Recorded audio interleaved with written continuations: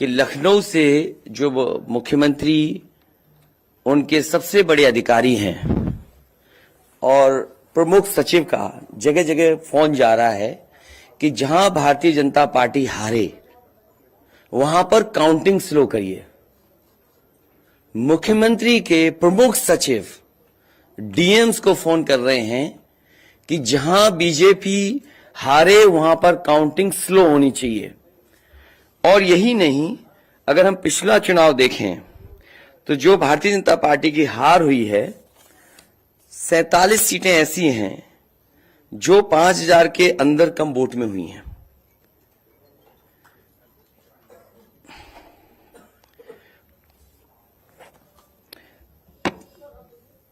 सैतालीस सीटें ऐसी हैं पिछले चुनाव की जहां पर 5000 वोट के कम फासले से भारतीय जनता पार्टी जीती है। और जो आज देखने को मिला है बनारस में कि जहां ईवीएम्स ले जाई जा रही थी, एक ट्रक पकड़ा गया, 2 ट्रक लेकर के भाग गए। अगर सरकार चोरी नहीं कर रही थी, ये वोट की चोरी जो नहीं कर रही थी, तो कम से कम बताए कि एक गाड़ी रोक ली, पकड़ी गई, लाइव है, अभी भी हम लाइव देख सकते हैं। 2 गाड़ियां क्यों भागी? अगर कोई चोरी नहीं थी, प्रशासन ने, सिक्योरिटी ने इतना इंतजाम क्यों नहीं किया? इतनी फोर्स है, अभी इलेक्शन की फोर्स गई नहीं है यूपी से, तो आखिरकार अधिकारी क्यों नहीं कर रहे थे? क्या वजह है कि बिना सिक्योरिटी, बिना इतने इंतजाम के ईवीएम्स जा रही हैं? और ईवीएम्स के बारे में ये मानना है कि किसी भी वेयर हाउस में रखी हो या किसी भी स्ट्रांग रूम में रखी हो, तो बिना प्रत्याशी के जानकारी के आप मूव नहीं कर सकते हैं। अगर आपको ईवीएम्स को मूव करना है तो कम से कम जो प्रत्याशी चुनाव लड़ रहे हैं उनकी जानकारी में होना चाहिए। और सोचिए, मुख्यमंत्री आवास से प्रमुख सचिव, मुख्यमंत्री जगह जगह फोन कर रहे हो और डीएम्स को बता रहे हो। ये घबरा गए उसी दिन जिस दिन अखबारों में कुछ जगह आया कि कहीं पार्क की सफाई हो रही है, कहीं घर की सफाई हो रही है।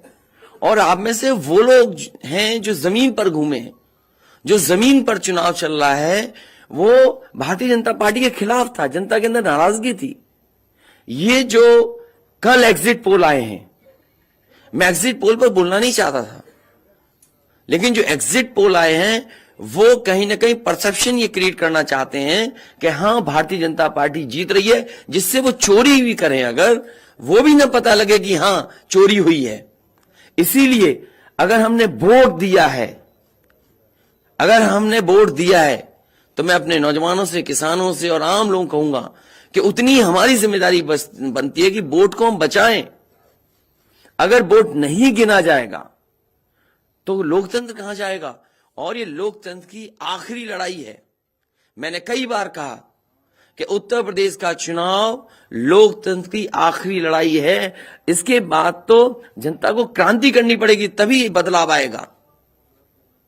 इसलिए मैं अपने पार्टी के लोगों से और जो सच्चे ईमानदार, सच्चे सिपाही हों, सच्चे अधिकारी हों, सच्चे पत्रकार हों, कम से कम आगे आए और लोकतंत्र को बचाने के लिए खड़ा हों।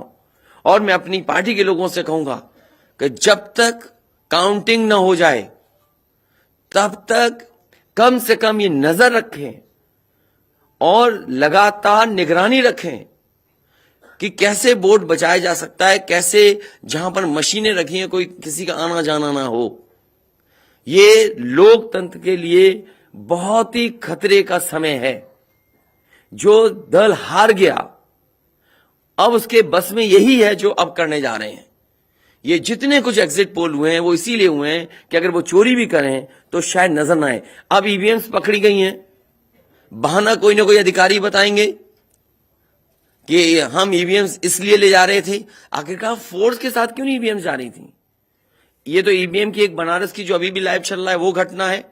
बरेली में एक स्ट्रांग रूम से बाहर नगर पालिका की कचड़े की गाड़ी में, जिसका नंबर UP25 DT 9166 में 3 बक्से सील पकड़े गए। जो सील बक्से थे, एक बक्से में सादा बैलेट पेपर था, तथा 2 बक्से में मोहरें, रजिस्टर तथा सील करने वाला सामान था। करीबन 500 बैलेट पेपर पकड़े गए। इसी तरह सोनभद्र का है कि सोनभद्र में भी बड़े पैमाने पे चीजें पकड़ी गई। वो भी लोग समझ में आ गया तो उन्होंने देखा, एसडीएम को रोका। एसडीएम घोरावल जनपद सोनभद्र में खाली मत पर अपनी गाड़ी से पॉलिटेक्निक कॉलेज ले जाते हुए पकड़े गए। क्या सफाई देगी सरकार? इसीलिए मैंने कहा प्रमुख सचिव मुख्यमंत्री आप जानकारी कर लें। अगर आपके डीएम्स कोई जानकार हैं, उन्होंने खुद बताया है कि वहां से लखनऊ से फोन आ रहे हैं कि जहां पर भारतीय जनता पार्टी हार रही हो वहां पर काउंटिंग स्लो हो और रात तक काउंटिंग लेकर के जाइए। तो मैंने आपसे कहा कि ये लोकतंत्र का आखिरी चुनाव है। इसके बाद तो जिस तरीके से आजादी के लिए लड़ाई लड़ी गई थी उसी तरह की हमें और आपको क्रांति करनी पड़ेगी। मैं तो अपने नौजवानों से अपील करूंगा कि जहां किसान इतने साल बैठे रहे तब सरकार झुकी। कम से कम 3 दिन लोकतंत्र के अखंड प्रहरी बनकर के ईवीएम्स को बचाएं और चुनाव को बचाएं। वाराणसी की तरफ से बयान आया है। मैं किसी डीएम का इसलिए नहीं मानूंगा। डीएम कौन होता है?